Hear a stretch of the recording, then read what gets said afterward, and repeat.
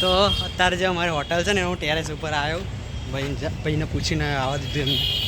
તો ભાઈ જો પહેલું કહી દઉં કે અહીંયા એરટેલનું નેટવર્ક 0 છે બરાબર. રૂમની અંદર તમને નેટવર્ક જ નહીં. આમાં હું ધાબા ઉપર આવ્યો ત્યારે મને થોડું ટાવર મળ્યું જેનાથી મારું ઇન્ટરનેટ ચાલે, બાકી મારું ઇન્ટરનેટ ચાલતું જ નહીં. ઇન્સ્ટાગ્રામ નહીં ખુલતો, કંઈ ખુલતો જ નહીં. સ્ટોરી મૂક્યું તો બી મૂકાતી નહીં. વાર તો વિખાઈ જ ગયા છે, ના સીધા થાય ને કંઈ જ નહીં. એટલી હવા છે ને અહીંયા.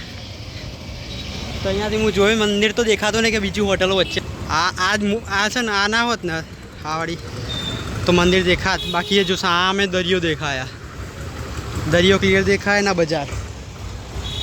જો આ બાજુ આમ જાઓ ને તો હાઈવે આવી જાય, અને આમ આ હાઈવે છે ને આમ જતો રહે સીધો પોરબંદર, જ્યાંથી અમે આવ્યા. આમ અમદાવાદ, અને અમદાવાદ બી જાય, પોરબંદર ને સોમનાથ ને બધે જ જવાય. આ બાજુ દરિયો છે અને આ બાજુ પાછળ બી રસ્તો કદાચ હતો, ના નથી દેખાતો. આ પાછળ જે હાઈવે છે આમ સીધા જાઓ આમ બાજુ એટલે બેટ દ્વારકા બાજુ રસ્તો જવાય એનો આવી જાય. આ હોટલ બી સરસ છે પાછળવાળી, પણ જેટલી મોટી હોટલ એટલું મોટું ભાડું. સો બજેટ વાઇઝ આ હોટલ બરાબર હતી. પર ડે 3800 રૂપિયા, અને થોડું બાર્ગેનિંગ કરાવ્યું એટલે 3600માં પડી 2 દિવસ માટે. જોઈએ ત્રીજો દિવસ. બાકી મંદિરોમાં ભીડ હશે પણ તમારા દર્શન કમ્પ્લીટ મસ્ત થઈ જશે. અમે કાલે દ્વારકાધીશના દર્શન કર્યા. હા, અને મેં સ્ટોરી બી મૂકી, એવી મૂકી કે તમે ફોટામાં જે જુઓ ને એનાથી 10 ગુણા સારા તમને દર્શન તમે લાઈવ જુઓ ને ત્યારે થાય. જે પેલા હાર ને બધા મોતી હોય ને જો ચમકે, એ જે મુખ છે એ આખું એકદમ ચમકે, એકદમ આમ અને તમે જુઓ. હા હા, બધું ભાઈ બધું જે બધું થાક હોય ને બધું ઉતરી જાય એની સામે. જે લાઈનમાં ધક્કા મૂકી બધું ઉતરી જાય. અને ધક્કા મૂકી બહુ થાય. અને કોણ કરે? જે મોટા મોટા દાદા અને બધા હોય ને, અરે એટલી ધક્કા મૂકી મારશે ને. કાલે અમે જઈને આવ્યા મંદિર, તો મેં બ્લોગ એટેન્ડ ના કર્યો.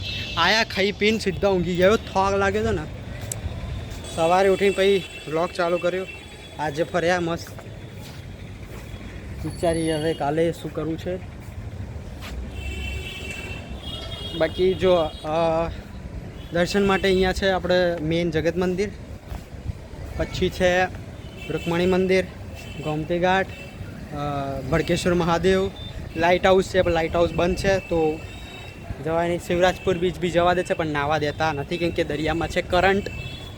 બીજું બેટ દ્વારકા છે, ગોપી તળાવ છે. ગોપી તળાવમાં બધું ખાસું ફરવાનું છે.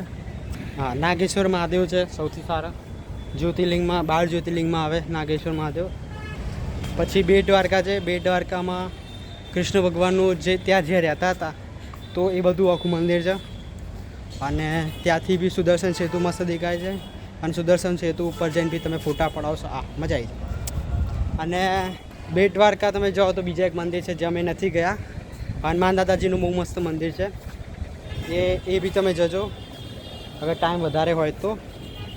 અને હરિસિદ્ધિ માતાનું મંદિર છે જે અમે કદાચ કાલે જવાના છીએ, તો ત્યાં બી તમે જજો. અને આ જ રૂટ ઉપર તમે આગળ જાઓ 200 કિલોમીટર એટલે સોમનાથ આવી જાય, તો એ બી તમે જઈ શકો છો, જે અમે જવાના છીએ. યસ.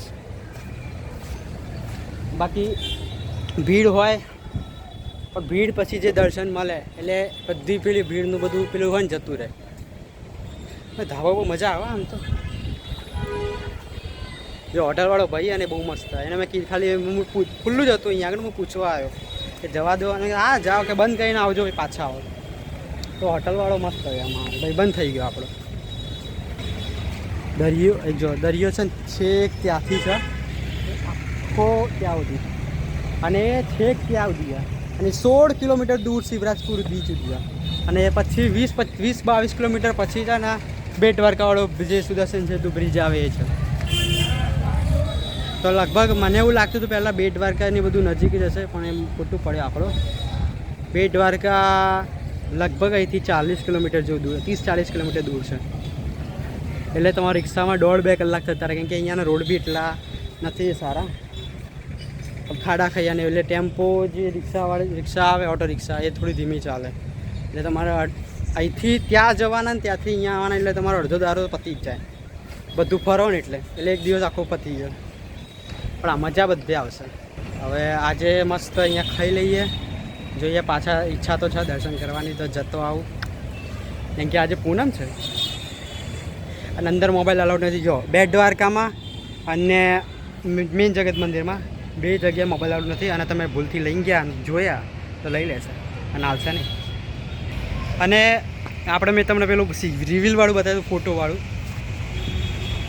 એ આપણે દ્વારકાધીશ મંદિરમાં લઈ ગયા હતા અને એ આપણે એમના ચરણોમાં મૂકી દીધું છે. એ મસ્ત મારું કામ થઈ ગયું. અને શું છે એ હું વેરી સૂન રિવીલ કરીશ.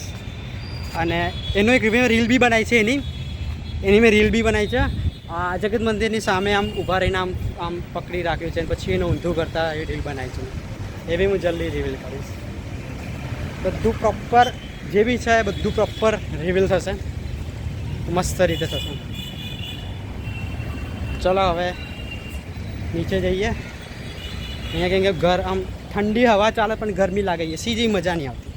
એસી લા એસીમાં રહી ગયા ને તમે એકવાર, એટલે એસીની આદત છૂટે નહીં. અને ના જ છૂટવી જોઈએ, અને તો કંટાળો આવે. ચીકણું શરીર થઈ જાય.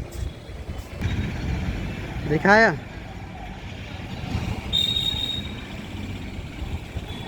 એટલું બધું મારે ફોકસ કરતો જ નહીં કેમેરો.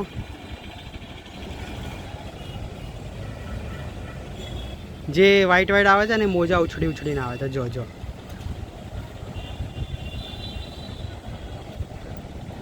લાવીશું S27 લાવીશું. અચ્છા મજાક કરી દેતા ને મેં.